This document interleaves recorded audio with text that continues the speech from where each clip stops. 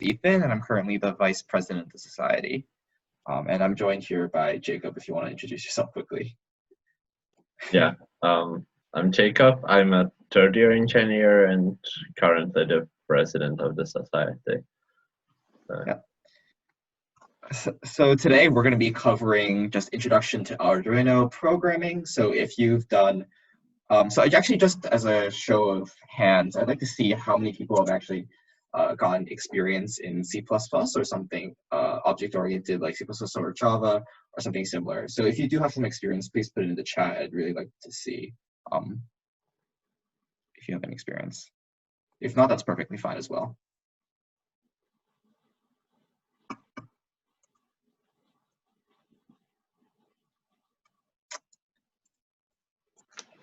Okay, well, if seems like people don't have experience, that's perfectly fine as well. We're going to be going over the majority of what you need to know in this presentation.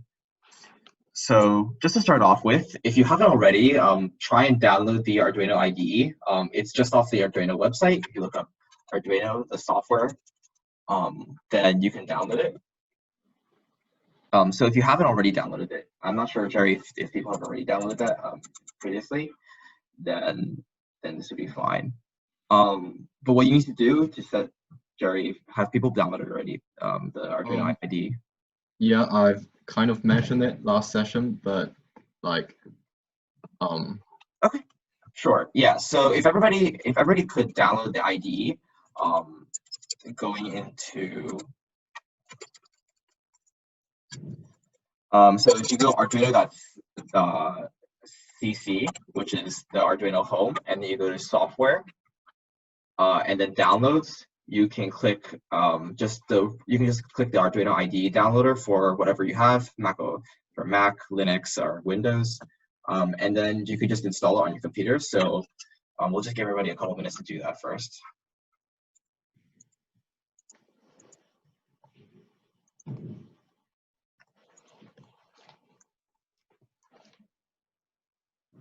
well, if you already downloaded the Arduino IDE, can you just put it in the chat so we kind of know where everyone is? Yeah, if you've already downloaded it, please let me know, just in the chat. Or actually, we'll do a.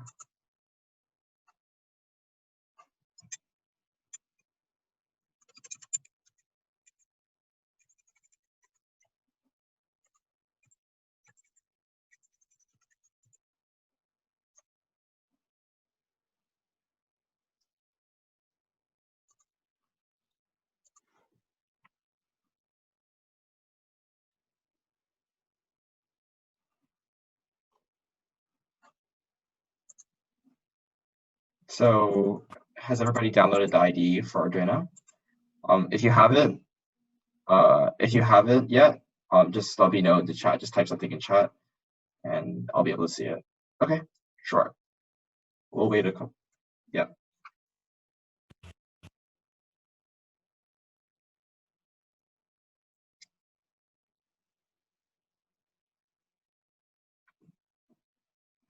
Also, feel free. We're going to be moving pretty quickly this session. So if you have any questions, feel free to just ask them in chat or just unmute yourself and ask that.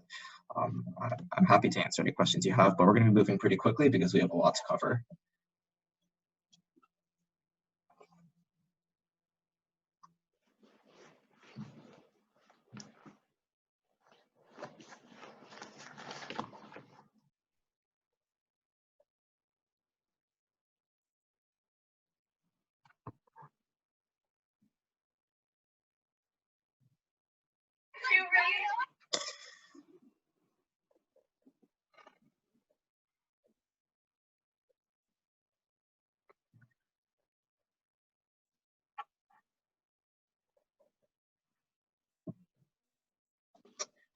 All right, so we're just gonna move on for now. If it hasn't finished installing, just for now. Yeah, so you just need to install it. But if you haven't finished installing yet, that's perfectly fine. We'll just install it. This is just mainly setting up the environment itself, and we're gonna talk through some basics of the Arduino language. So you can just kind of install it in the background while you're listening along. So first things first, for everybody who's already downloaded the Arduino IDE, try and plug in your board. And try and plug in your board first using the USB cable. I believe everybody has already gotten their USB cable. And then to configure it, you need to go to Tools. So you need to obviously open the IDE first, and then go to Tools, and then Board, as you can see in the top picture, and then it'll show essentially a number of different boards. The main one, the one that we're using today, or in your robots, is going to be the Arduino/Genuino Uno. That's the name of the board, but there are different Arduino boards out there that you can use, but for this project, we're going to be using the Uno.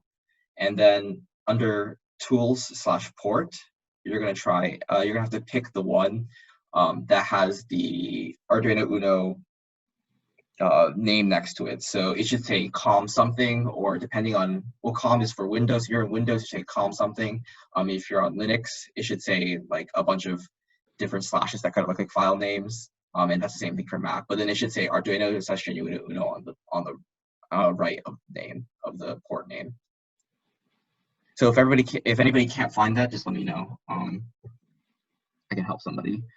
Otherwise, we're going to move on. So just if you're having trouble with that, just put it in the chat, and we can definitely help with you. Okay, so just a quick introduction to Arduino. So so for the Arduino IDE, there's just a couple buttons that you need to know.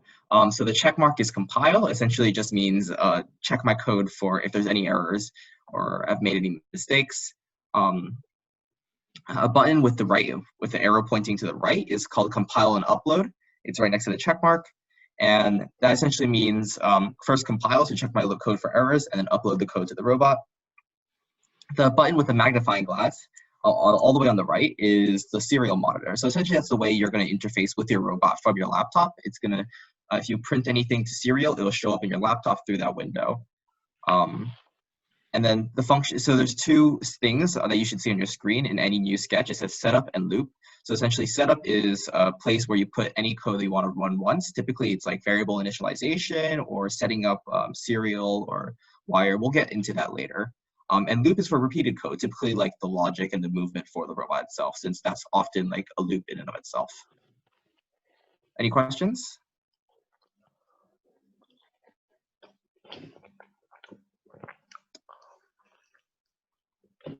Okay, so we're just gonna move on from there. So the first things first, we're just gonna go through a little bit of C++ in and of itself, and Arduino is a language that's based off of C++, so there's quite a little bit of similarity if you done a little bit of C or C++. So there's 5 main types of variables. So there's int, as you can see on the sketch on the right. Sketch meaning essentially just like a bit of code. There's an int type, which holds a positive or a negative integer. So you can see like in setup, we set the number to 10. So that's like an integer. You can set it to -10, -100, or positive 100. So you could really set it to anything. There's float, which is positive or negative number with decimals. So here we set it to 10.5, but you can also set it to -10.5, et cetera, et cetera. Char stores a single letter or symbol. So it's like A, B, exclamation mark, or question mark. Here we set it to B just for a single character. String stores multiple letters or symbols, like the sentence "hello there," or honestly any sentence you would like. So it just stores like a set of characters, essentially things that you would say in real life. And bool stores like a Boolean state, which is essentially true or false. And if you actually run the sketch on the right, you'll notice that it'll just print out all the letters. And just to explain a little bit, there's serial.begin in setup that essentially just primes the serial bus so that it runs at a specific speed, 9600 in this case, and that primes the serial bus between your laptop and your computer. So that's essentially setting up the communication line, so you can receive messages on your computer that your robot sends. So if you actually if you'd like, you can run the sketch on the right. Otherwise, we're just going to move on, and keep in mind that also the presentation is going to be uploaded online later. So if you'd like to play around with it. So also in programming, there's loops. So essentially what you can do is you can take these variables and use them for different manners of manipulation. So it's kind of like mathematical variables. So there's two main types of loops. So essentially loops are ways of repeating the same set of code multiple times for like a certain amount of times or until like a condition finishes. So there's two main types of loops. There's while loops, which is which you can see the syntax right there. And it's while the condition, and then it executes while the condition is not met, and it's used for things like, let's say for feedback, like running a robot until it sees a wall, running the robot until it hits something maybe. It could be used for a lot of different things. And the second type are for loops. So in this case, if you've all done a little bit of Python, I'm sure it's through the 1A or through the 1A Python course, it's a little bit different. The syntax is a little bit different. As you can see on the right, it starts off with a for, and then a variable, and then a condition, and then a statement. So essentially what happens is it runs until the condition is met, but what you can do is you can declare a variable in the for loop that is used in the condition, and at the end of each iteration, the statement is executed. So in the case on the right for that for loop, at the end of iteration, I is incremented by 1. I++ just means increment by 1. And it can be used for things like iterating through an array, or maybe counting up or counting down. It can be used for really a number of different things, depending on what you'd like it to do. So these loops are really fundamental to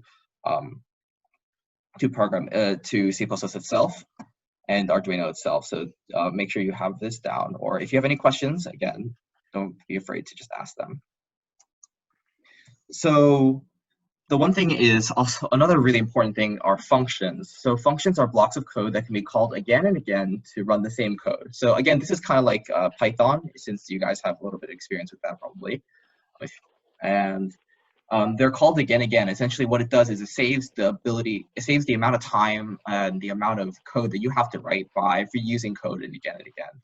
And functions have three main characteristics. They have name, parameters, and return type. So parameters are essentially inputs to the function, and return type is what will the function give back. So I've made a function on the right called add two numbers, and it takes in two numbers, A and B, and then returns the sum of them. So if you notice, there's actually a variable inside the function, so you can actually put variables inside the function. And if you declare a variable inside the function and set it to something, you won't be able to reference that variable outside the function in something called scopes. So things that are made inside the functions aren't necessarily accessible outside the function unless they were made outside the function and then passed into the function. So if that's not clear, I'm welcome to clarify that a little bit more. But otherwise, you can see that here, the add two numbers function has an int return type and two parameters, both of the integer type, and then it returns a sum, the sum of A and B. And then if you notice in setup, I've made int result and add two numbers, 6 and 7, and serial.println result. But if you've also noticed, there's a little bit of a parallel here. Setup and loop are also functions as well, and they use something called void. So void is the return type of setup and loop, and that essentially means that there is no return type. And also, if you notice, they both don't have parameters either. So that means that they don't take in any parameters, they don't take in any inputs, they also don't return anything. So they're just kind of there so things can call it later on. And that's actually what Arduino does. It just calls it in its internal code. Is there any questions? This should be somewhat familiar since there's a lot of parallels with Python, just that it may look a little bit different because of the syntax. Yeah, I can definitely clarify the purpose of voids. So voids are used when you're not planning on returning any value. So let's say you have a function that we're going to talk a little bit more hypothetical, but you'll actually see this in action later on when we do the example. But right now, so let's say you have a function that you want to make the robot turn 180 degrees, right? 180 degrees, and it's definitely 180 degrees. So that means you don't necessarily need any inputs, right? So that means there's no parameters, but you also don't need to return anything because the turning 180 degrees doesn't produce a result, or it doesn't produce a result that you're going to use in another calculation elsewhere, right? So in this case, if you wanted to make that into a function, you would make it with the void return type so that you indicate that there's nothing returning or coming out of the function that would be usable, essentially, if that helps with the idea.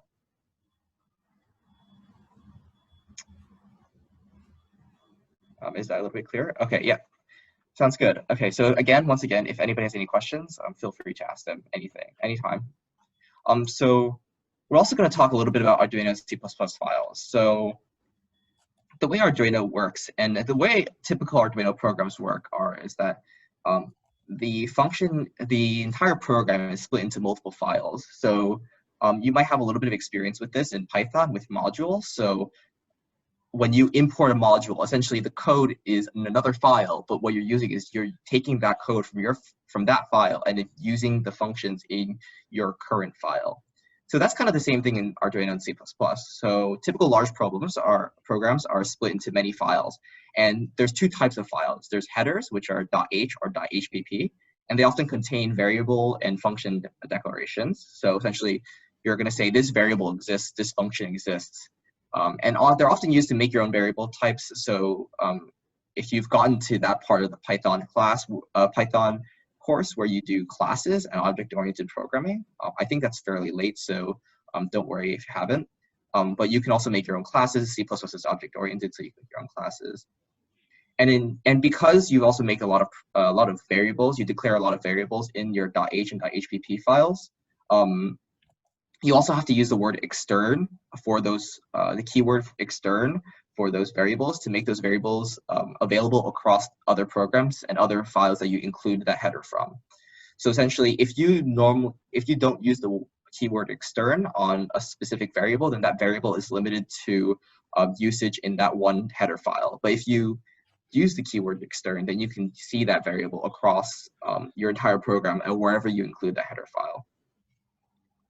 And the second type of files are Actually, what extern does is that you define the variable in the C++ file, and the extern in the header file kind of just promises that the variable is defined somewhere without actually defining it again. Because the problem is that you include the header in many places, and it would create it every time. So it's better to use just extern, so to make sure there is just one version of that variable. Yeah. You'll see a little bit more of extern as well if you in the example later, because this screenshot on the right, as you see, config, drive, sensors, and Varsity Minibots, that's actually going to be a directory structure of the example later. So you'll see a little bit more of that as well. And the second one are source files. So it's used for function definitions, but also extern variable like initialization. So you say extern in your header file, and then you actually define it in your source file. So that's typically what the two large files. And then also to include these files into your header, into your actual running code, you need to use pound include. And that's kind of similar to the import function, the import keyword in Python, where you import like another file's code into your code. And also make sure to only include header files. So the way C++ works, and Arduino for that matter as well, works is that your source files and your header files are linked by the name. So that's why you notice like drive.cpp, drive.h, sensors.cpp, sensors.h. And they're linked by name. So when you include .h files, it also links the function definitions and function declarations together. So make sure to just only include the .h files so that the program can work properly. And the main reason why you would want to do this is to help maintain code readability. So instead of having like a file with 20,000 lines, 30,000 lines, 40,000 lines, which would be absolutely insane to try and read through, this kind of splits it into multiple files that you can kind of turn into specific, each one with a specific use, so you know where to look when you have an issue. Does that make sense to everybody? Are there any questions?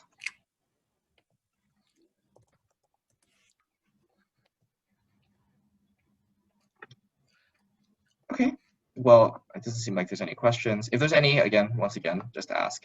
So we're going to move on to some stuff that's a little bit more Python oriented. So GPIO. So GPIO is a really fancy word for essentially saying turn pins on or off. It's essentially, in this case, it would be essentially raise the voltage or lower the voltage of a pin. So there are a number of different functions associated with the GPIO. I'm not going to put them in I haven't put them in a sample here because you're going to see them in a sample later on. But there's a number of different functions that you should be aware of. There's pin mode, and that takes in two parameters, pin number and mode. So pin number is the number that's attached, the device is attached to. So 5, 6, A1. So A1 would be one of the analog pins. So they go through from A0 to A5. And then the DC pins, I believe, go from D0 to D13, but D0 and D1 they go from 0 to 13, but actually they go from 0 to 13, but some of them are special, so don't use 0 or 1. But you can see the numbers there. And then the second one is mode, where it's the mode to turn the pin to. So input, output, or input pull-up. So there's a concept. I mean, you don't need to worry too much about the pull-up resistor at the moment, but it's either essentially input or output. And then there's also digital write. So what you need to do is whenever you want to use a pin for writing or reading, so essentially writing would be setting the pin's voltage, and then reading would be reading in the pin's voltage. You want to do pin mode first. Often that pin mode is in your setup. So you would often put that in your setup, put in the pin number, define the pin number elsewhere so you know which pin, and you can have a readily available readily available name for that pin number. And then you would use digital write, digital read, analog read, analog write in your actual code. So digital write is essentially setting the voltage of a pin. So in this case, digital write would take in a pin number, just like the pin number as I said before, and then mode. So what to set the pin to. It's high or low. So high would be, since this is a 5-volt device, Arduino Uno is a 5-volt device. It's set high to be about 5 volts, and then low would be grounding it, so 0 volts. Digital read pin number returns high or low depending on the voltage at the pin. Yeah, so essentially that just gives you whether or not the pin itself is high or low. Analog read. So the thing is that Arduinos are able to also read analog voltages as well. So not just whether or not it's high or low. So analog read if you pass in the pin number, it will return the number between 0 and 1023 based off the voltage of the pin. So 0 would be obviously ground, like 0 volts, and then 1023 would be around 5 volts. You don't want to pass in any more than 5 volts really into the Arduino use. That would not be good for the Arduino itself. And then analog write is essentially writing to the pin itself an analog value. So in this case, the value would be between 0 and 255, indicating the intensity of the voltage. And just a note, Arduinos don't actually output analog voltage, but they output something called PWM, which is essentially just a signal that switches on and off really, really quickly, so fast that like the human eye nothing can really tell. So essentially what it is tricking you into believing that it's either dimmer or lighter depending, but it's not actually analog. So generally analog write isn't used all that much, but it will be used for our motor control later on. So if there's any questions, again. But we're going to move on to moving servos. So I believe on your robots, if you've already built them, there's going to be a servo for the gripper. And servos are really, really useful. So what they are is essentially, they're just motors that move to a specific position, and they can range at a lot of prices, from this little plastic thing on the left all the way to the metal monstrosity that is on the right. So they can range a lot, but essentially what it is they take in power and they take in a position in the PWM signal, because PWM also carries like some data along with it, and it will move the motor to the desired position. So that's just what they are. And how do you use them in Arduino? So the way you use it is you have to include the servo headers, the servo.h. So this is essentially code that Arduino, like the creators of Arduino, have already pre-written for you. And servo.h will give you all the things that you need to control a servo. So here they introduce a new variable type called servo. So they declare a servo1. And then in setup, they attach the servo pin. So essentially what you do is you make a servo variable, and then you call .attach on the servo pin.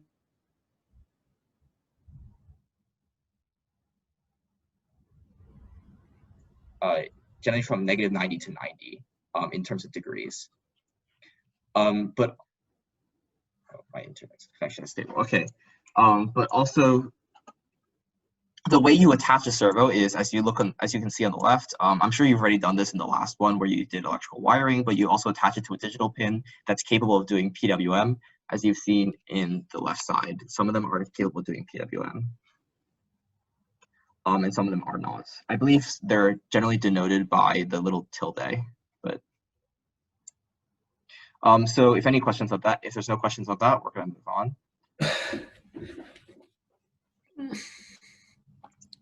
Yeah, so now we're going to talk about controlling motors. So motors are often one of the most more difficult things to control on an Arduino, purely because of the electronics and what can happen with voltages and whatnot. So we often use something called a motor driver. I'm sure you've already, again, wired this in the last one. It's the little, I believe, red board with a ton of pins on it. And what a motor driver does is it takes in a power, direction 1, direction 2, and a PWM signal. Essentially, PWM signal is an analog right to determine how fast the motor itself is moving. And then that outputs a voltage to the motor itself to power the motor itself. So how do you do this in actual code? So actually, before we look at this, we're just going to look at the different combinations of motor pins for movement. So essentially, there are different types of modes for the motor themselves. There are braking modes, counterclockwise, clockwise, and then there's obviously stop. So braking modes essentially you short the motor itself such that it's constantly resisting motion, and that is really good for stopping your motor, so for stopping your robot in time. But the one thing is you don't want that to run for too long, otherwise, if your motor can heat up quite badly. And then there's counterclockwise and clockwise. So you can see the different combination of pins on the left, high, low, and low, high, and in 1 and in 2, and that shows you how you control your motor itself. Different combinations in 1 and in 2 tell your motor itself to move in different directions or be in a different state. So we can actually see this in actual code on the next slide, where we use just pin mode and digital right and analog right to control our motors. So here we have in A and B corresponding to in 1, in 2, and then PWMs, which is the digital signal to control motor B. So which pin has a PWM for motor B, and then you set pin mode for in A, in B to output, which because they're setting high or low to determine the state of the motor itself, and then digital right in A high, in B low, and you write analog right PWM 255, and that actually controls the motor. If you reference back to the table behind, that's high and low. So what you can do is that looks like counterclock. So that looks like clockwise. So you look at the 4th row down, and it looks like high on in 1, low on in 2, and then a PWM of high, and that's clockwise. So that's moving clockwise at full speed because 255 is the maximum analog right. Is there any questions about that? Again, you'll see a little bit more about that and get a little bit more experience in the examples. So, so if you have questions at that point, you can also ask as well.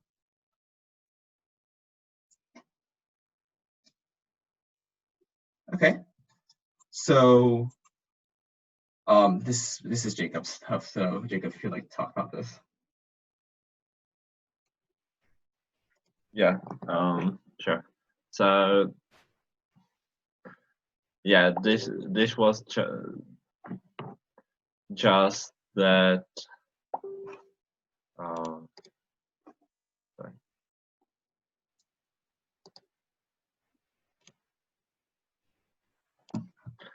In the example I prepared, it's just like some code style points, because the code will be a lot more readable if you like make sure to follow some code style guidelines.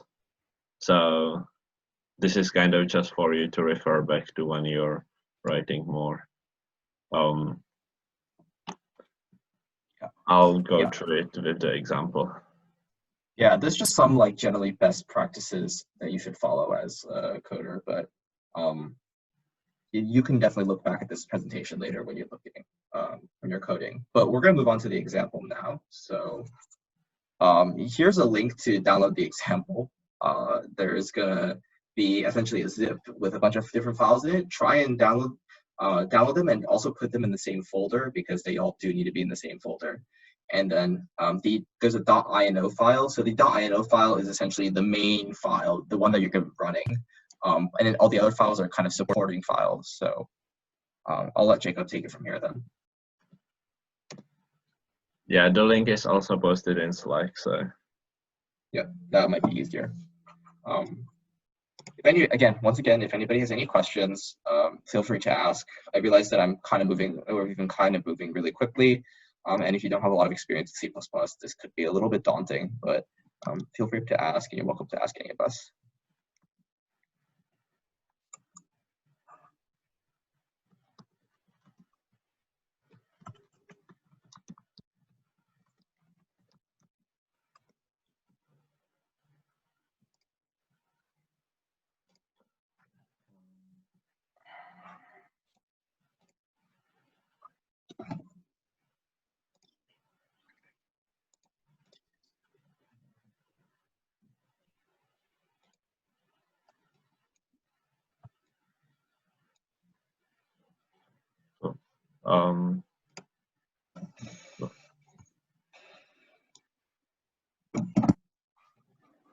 So, as was mentioned in previously, the structure of the main file is that you have a setup and you have a loop, where in the setup you set up all the pins, and so this is serial communication, which is like for debugging with the computer. Then all the pins you're using connect the MPU, which the ICU sensor, which itself is defined in one of the other files. And then in the loop, whatever you want to do, which in this demo is to make a 90-degree turn and move the gripper. So then all the pins are defined in config, so that to make sure they are accessible from all the other files. So the point of like doing it in a separate config file is so that they can be together, but also that I can both access them here for initialization and also use them wherever I want to do other stuff. And same, I can define some other global settings. So this is kind of to set what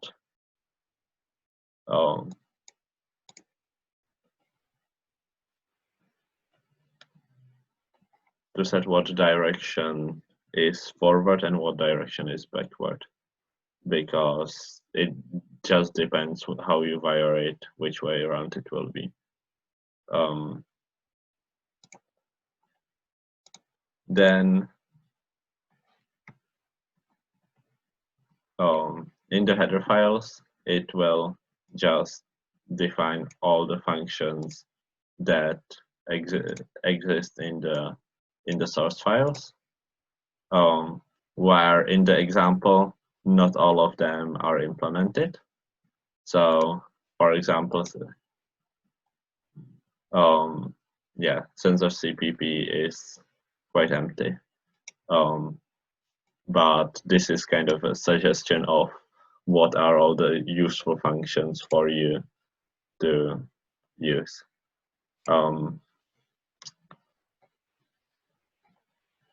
So if we look at what the demo here is, then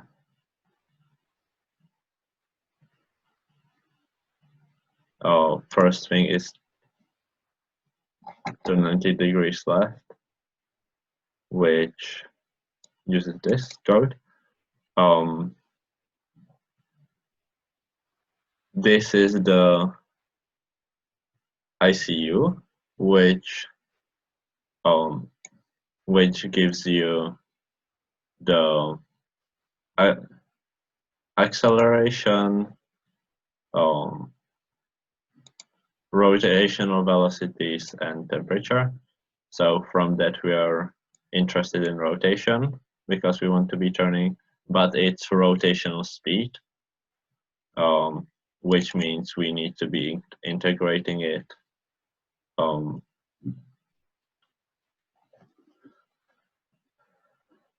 Yeah, and this is just a constant that you probably need to set up because it depends how long the rest of the code will take. So, for example, if you change the, oh no, that's actually wrong. But like, if you change the code here, it will change how long this whole loop will take, which then means you need to change the angle adjustment. What you could do if you wanted to would be to include a timing library and read the clock,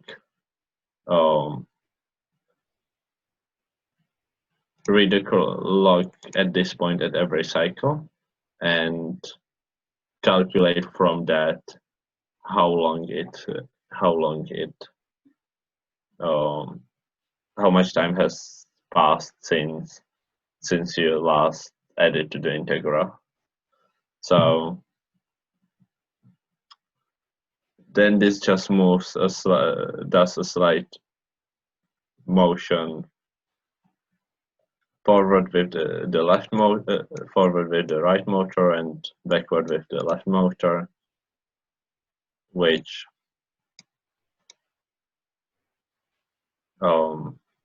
yeah, where eventually the error between the target angle and integral will get down to 0 when this function will end.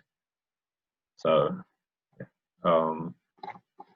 there probably needs to be this boundary in that needs to be large enough that every step wouldn't be too big to just overshoot it. Or since you know that you're turning left, you could just get rid of the absolute value and check if it has passed the boundary, for example.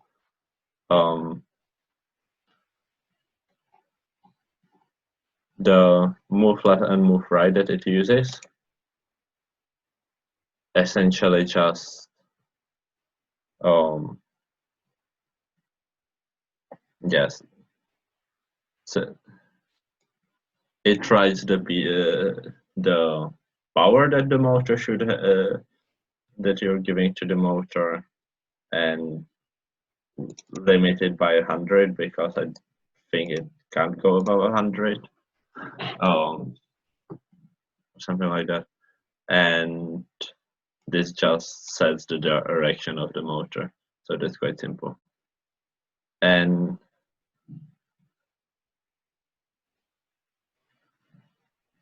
with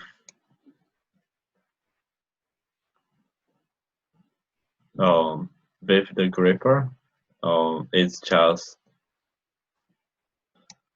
writing to the servo, which is done through the servo library. So the gripper is defined up here, and because there's a servo library, that just makes it quite simple. It's good to include delays at a lot of places because the movement will actually take some time to execute, but yeah, otherwise. So I think that should be the whole example explained. Ethan? Yeah, that sounds good. So is there any questions? Try and take a look at this example yourself through the code. I realize there's also a lot of things like pound define that haven't really been covered all that much, and that's something called a preprocessor, which you may not have had that much experience with. And also the MPU 6050, which is what was learned as an IMU last session. There's now a new variable type to control that IMU in the code, as Jacob just talked about. I know that's also kind of somewhat unfamiliar, so try and take a look through it yourself. If there's any pressing questions at the moment, feel free to ask or unmute yourself, up to you.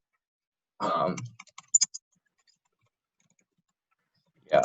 And also, Charlie, you asked a great question. So if you're trying to learn more Arduino, actually,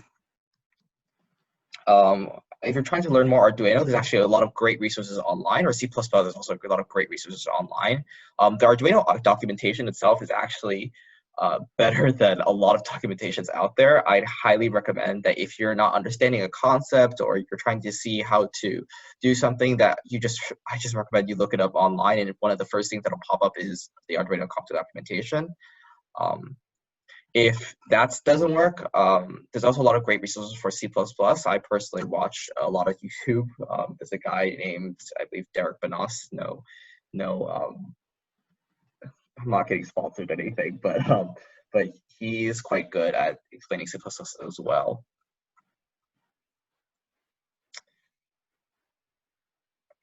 Yeah. Also, another question is, how should we work on the project? Charlie, if you like me to, I think this is relevant to everybody anyway. How should we work on the project during lockdown? Since everybody's not in the same household, it's difficult to meet. Yeah, I realize it's going to be quite tough, especially considering everybody's not in the same household. Yeah, obviously we've been kind of pushed into somewhat of a pickle because of lockdown. So if you can meet, I think we've tried to keep everybody in the same college at least, because that should make things a little bit easier. Everybody should have their own arena parts as of right now, and everybody should be working on their own robot in software and hardware. So hopefully, if you guys can meet during lockdown, to just test your robot maybe like a couple times, or since a lot of the work can be done separately, especially software, try and just meet if you can for lockdown, if you're comfortable with it, obviously. And we're hoping to still have the competition at the beginning of December. I'm assuming the lockdown is gone by then, but I mean, obviously we don't really know what's going to happen in December. I mean, we're not clairvoyants, so the plan is still have this competition at the beginning of December, but again, that's up to whatever the government decides, which we don't know. Any other questions about the example? That example is actually a fairly good place to start.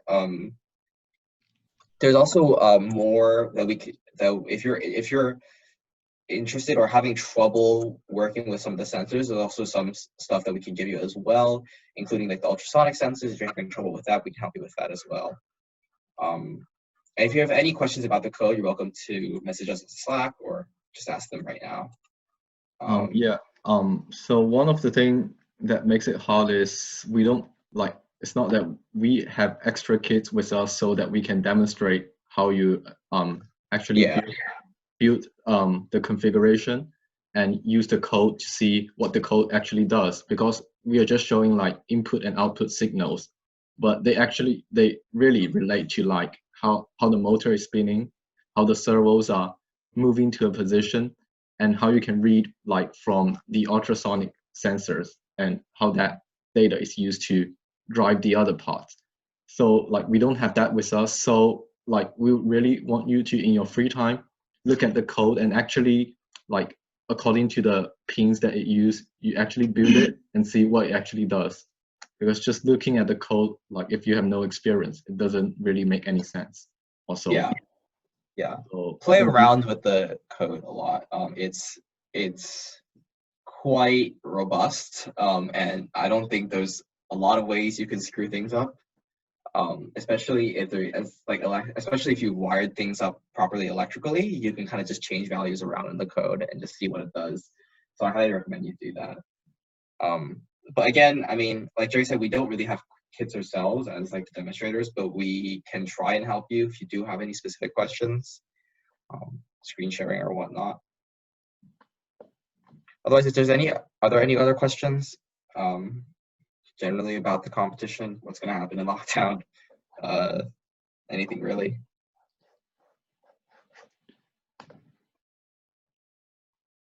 Yeah, and I'm also going to ask the group leaders to reach out this week to see where everyone's going and like how they're doing with their robot and stuff like that. Because I feel like perhaps it would be like on our side to reach out instead of perhaps some of you are just too shy to ask for help, I guess. So that's what we'll do. Again, if you're really having issues, you're welcome to reach out to your varsity coordinators and supervisors, like in the committee, or DM any of us really, and we'll try and help you. Maybe make some time for like a one-on-one Zoom call or something like that. Up to you. Otherwise, if there's no questions, I mean, Jerry, I mean, I'm happy to end this a little bit early if you'd like. Yeah. Thank you very much, Ethan. I'll stay around for a while for any other further questions, like regarding the competition or regarding today's session. Yep. Don't be shy And to ask. also a big congratulations to the Trinity team who managed to get their robot moving and thus winning like the first team to get their robot moving. Yeah, like that's part of the competition as well if you already looked at the rule book. So congratulations. And also we probably covered all that we have planned for this robot session. So the further sessions would more or less be Q&As, and if you would like to have a session on a like specific area, you're welcome to suggest them to the committee. Yeah. Say if you want a demonstration, like step-by-step demonstration on how to use the ultrasonic sensor or something, the society does have components, so we might be able to like do a demo of that or something like that. Yeah. Yeah, otherwise I think you are free to go. Yep. Thanks everybody.